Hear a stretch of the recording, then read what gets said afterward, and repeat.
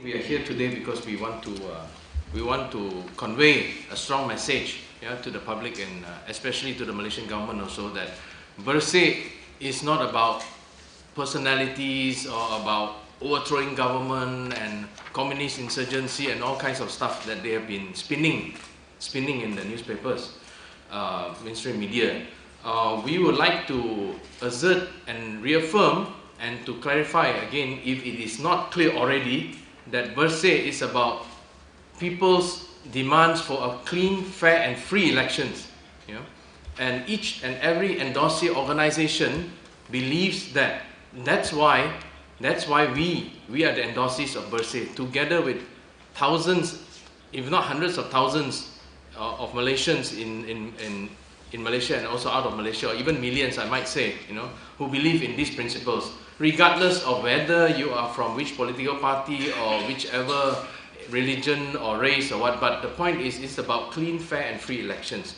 I would like to make some points or read to you some points that represents what we feel. I feel that in the midst of the accusations and all the counterclaims about the police violence and how it occurred and so forth, I think we want to reassert again that not forgetting all these important issues, but the original core issues of the 8 demands of Bersih continues to be something that we are struggling for and demanding. And this is clean the electoral roll. Number 2, reform postal ballot. Number 3, use of indelible ink. Number 4, minimum 21 days campaign period. 5, free and fair access to media. 6, strengthen public institutions. 7, stop corruption. 8, stop dirty politics. These 8 demands has always been there since the last Bersih 2.0, and until today we have yet to receive any form of progress report or some update or some significant change or attention to these demands. I know there was the PSC and all that, but it's really sadly and unfortunately really falls short of what is demanded by Bersih and the people of Malaysia. We hear things like reports from the EC chief, who continues to claim that Malaysian electoral roll has a mere 0.3% error and is common. We are above, our standards are better than other countries. That's what he's been claiming.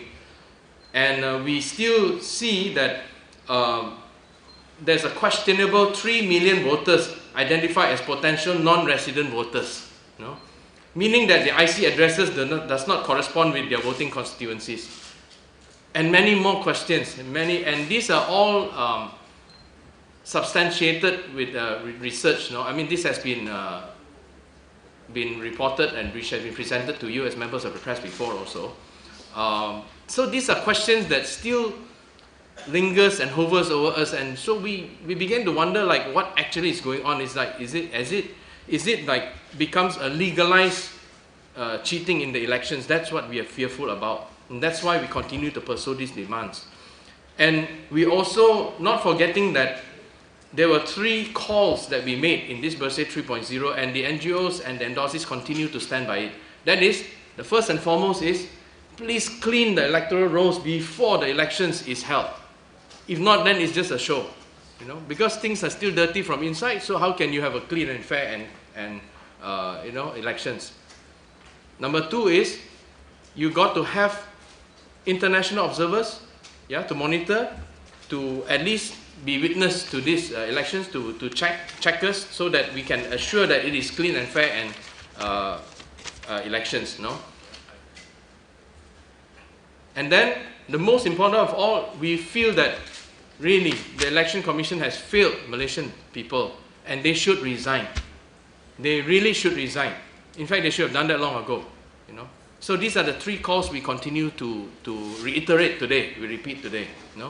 So today we want to say these things, that we are still very concerned and still advocating for these 8 reforms to be completely and adequately done, not just by a show or cosmetic show that, okay, you can touch on this and that.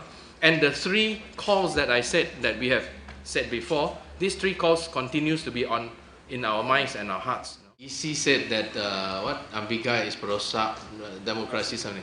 So maybe our reply to the EC is, is he saying that to the 250,000 people who came to the streets? Is he saying that to the millions of Malaysians who in Malaysia who are shouting for clean and fair elections and for the resignation of EC? If he's saying that to us, then don't use the name Ambiga but use Malaysians. You are all perosak demokrasi kerana you orang yang turun ke jalan. So he is again missing the point. They are not doing their job well, and when they are asked to resign, they are now countering by saying that you guys are perosak negara. We need to keep reminding ourselves that one or two political speeches do not compensate for the fact that there were 250,000 odd people in the Klang Valley. There were thousands more in 11 towns. There were thousands more in 80 cities. I think we need to keep it in perspective. And so therefore we are not giving due respect to the numbers of people who have come together to say we want clean and fair elections and not focus on one or two speeches. I'm quite surprised that the Barisan National Parties did not actually join us on the streets. They should have actually. This thing about hijack and all that, in all popular social movements in the world, historically as we can see, masses of people get involved.